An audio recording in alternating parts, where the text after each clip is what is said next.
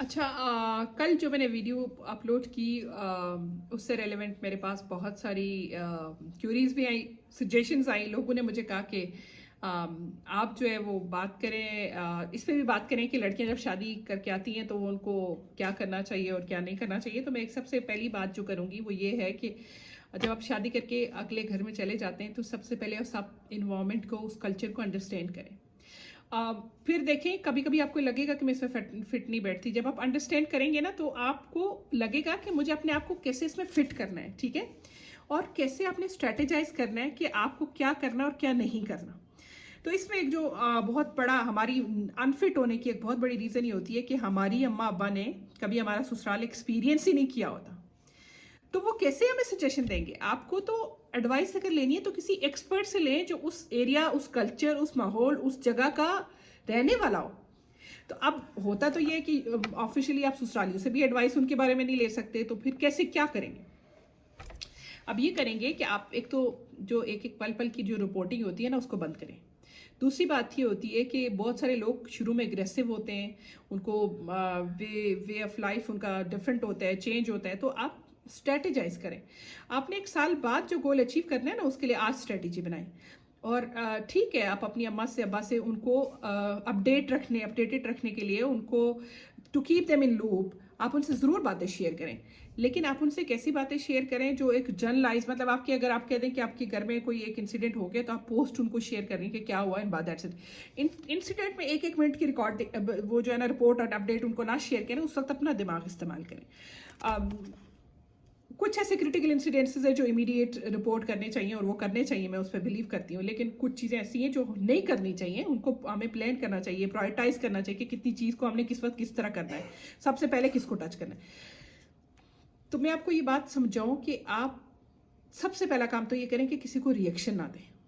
सबसे पहला काम, रिएक्शन में क्या होता है, लोग आपको जान जाते हैं, उसका फायदा उठाते हैं, उसको नेगेटिवली इंटरप्रेट करते हैं, लोगों को मैनिपुलेट करके बताते हैं, और आपका पीस ऑफ लाइफ जो है ना डिस्टर्ब हो जाता है। तो इमोशनली इंटेलिजेंट होने का जो सबूत है ना वो आप दें। Emotional intelligence is a conscious skill.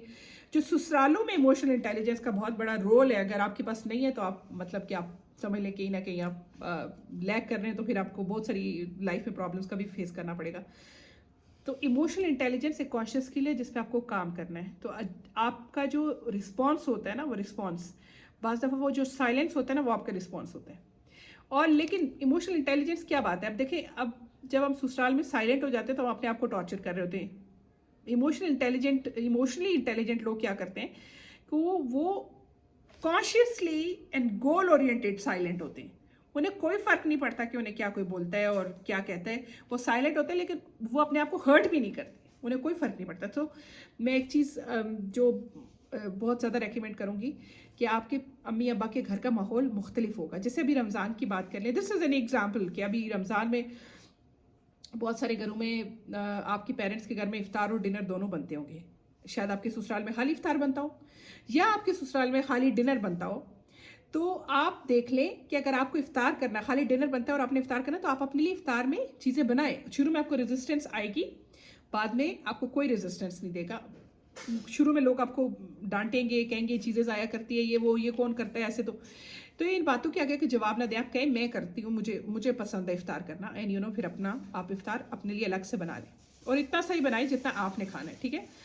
और अगर किसी और ने खाना है तो ठीक है, पूछ लें। लेकिन अब ये नहीं है कि मतलब आप डर के, आपका दिल कर रहा है और आप खामोश होकर बैठ गए, ये चीज़ें। और अगर फिर भी आपको लगे कि बहुत ज़्यादा रेजिस्टेंस है तो फिर थोड़ा सा स्ट्रेटेजाइज करना पड़ेगा, कभी कभी करना पड़ेगा, कभी नहीं करना पड़ेगा, कुछ इस तरह की चीज़ें। ये अपने हस्बैंड से डिस्कस करें इस चीज़ को, अगर वो सपोर्टिव है। अगर वो सपोर्टिव नहीं है फिर तो मुश्किल होती है, लेकिन अगर वो सपोर्टिव है तो उससे डिस्कस कर लें। ये कोई इतना बड़ा प्रॉब्लम नहीं है। लेकिन क्योंकि ये शुरू शुरू में आपको प्रॉब्लम्स फेस करने पड़ते हैं और इन्हीं प्रॉब्लम से ही बातें बढ़ती हैं। दूसरी बात ये कि देखो, अगर आपके घर में इफ्तार नहीं बन, आपके घर में डिनर नहीं बनता था और आपको यहाँ पर डिनर बनाना पड़ता है, तो कोई बात नहीं। हर घर का मुख्तलिफ होता है कल्चर, इसमें कोई फ़र्क नहीं पड़ता। काम से आपको कोई फ़र्क नहीं पड़ेगा, लेकिन मसला ये है कि आपको लोगों के बिहेवियर और लोगों की बातों से फ़र्क पड़ता है। तो मैं अगेन इस पे जो रिकमेंडेशन दूंगी, आपको जो दिल करता है उस पर कंसिस्टेंट रहें, बट आप अपने आप को इवेल्यूएट ज़रूर करें कि क्या आप सही कर रहे हैं या गलत कर रहे हैं। बहुत दफ़ा हम भी गलत होते हैं, अगले को तो मौका ही चाहिए होता है ना, बात हम भी गलत हो तो हमें अपने आप को भी वैल्यूएट करना पड़ेगा, और फिर किसी जगह हम वैसे ही हमें हमारी ज़रूरत नहीं होती और हम हाँ बोल देते हैं। तो अपना जो आप अगर कुछ लोग तो बिल्कुल नहीं बोलते, कुछ लोग नॉर्मल बोलते हैं, जो हम उनकी ज़रूरत होती है वो तो ठीक है, जान नहीं ज़रूरत नहीं बोलेंगे। कुछ लोग विदाउट एनी रीज़न हर बंदे के साथ बोलते हैं और हर बंदे के मामले में बोलते हैं, तो फिर क्या होता है, वो रिलेशनशिप्स में प्रॉब्लम्स आना शुरू हो जाती है। तो आप लोगों के मामले में ना बोलें ताकि लोग आपके मामले में ना बोलें। और मैं ये नहीं कह सकती कि आप लोगों के मामले में नहीं बोलेंगे तो लोग आपके मामले में बिल्कुल नहीं बोलेंगे, फिर भी बोलेंगे, लेकिन आपको एक ही होगा कि अपने आप को हैंडल करना आ जाएगा, आपकी एनर्जी वेस्ट नहीं होगी।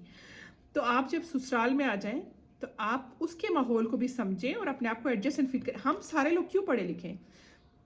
यही मैं लोगों से सवाल करती हूँ कि पढ़ने लिखने का क्या मकसद था, कि पढ़ने लिखने में हमने यूनिवर्सिटीज़ में पढ़ा, हमने कॉलेजेस में पढ़ा, स्कूल्स में पढ़ा, या कुछ लोगों ने नहीं भी पढ़ा। तो जिन्होंने नहीं पढ़ा वो माहौल से सीखा, एक माशरे में तो वो रहते थे। तो जब हम इंसान है, अशरफुल मखलूक़ात है, अल्लाह ने दिमाग दिए, तो इन सब चीज़ों से सीखने का मकसद क्या हुआ? यही हुआ ना कि उसको इम्प्लीमेंट करो।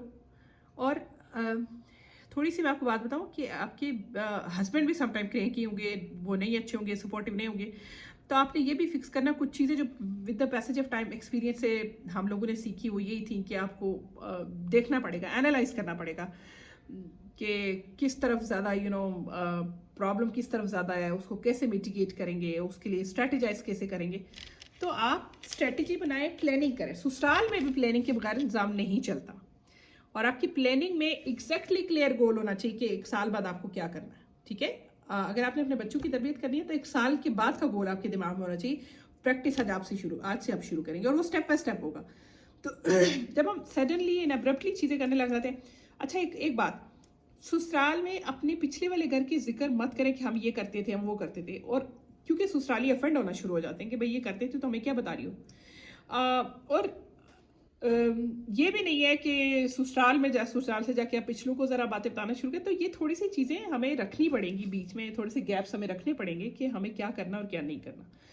तो ये जो थिन लाइन होती है ना, वो ड्रॉ करनी बहुत ज़रूरी है। और जिन औरतों को मैं समझती हूँ, क्योंकि मुझे कल स्पेशली 2-3 लोगों ने रिक्वेस्ट की केस पे भी बात करें, तो हम औरतें जो पढ़ी लिखी हैं और जो कॉर्पोरेट कल्चर में काम करती हैं या बाहर काम करती हैं, वर्क प्लेसेस में जाती हैं, तो हमें अपने जो सिचुएशंस हैं उसी तरह हमें अपने आप को भी लेके चलना होगा, और हमें सोशो इकोनॉमिक बैलेंस करना होगा, अपने आप को स्ट्रेस भी ना करें। मैं बिल्कुल नहीं कहती कि आप अपने आप को स्ट्रेस की, क्योंकि स्ट्रेस की वजह से सारी परफॉर्मेंस खराब होती है, रिलेशनशिप खराब होता है। तो आप अपने आप को भी टाइम दें, अपने हस्बैंड और फैमिली को भी टाइम दें, लॉस के साथ भी रिलेशनशिप स्मूथ रखें, उनकी नेगेटिव बातों पे रिएक्शन ना दें। सबसे इंपॉर्टेंट बात ये कि उस पर एनर्जी ना वेस्ट करें। उस पर एनर्जी वेस्ट की तो बस फिर आप ड्रेन होंगे। तो अपने आप को ड्रेन नहीं करना, अपना प्रॉपरली स्ट्रेटेजाइज करना अपने आप को कि आपने चलना कैसे है। Bye bye.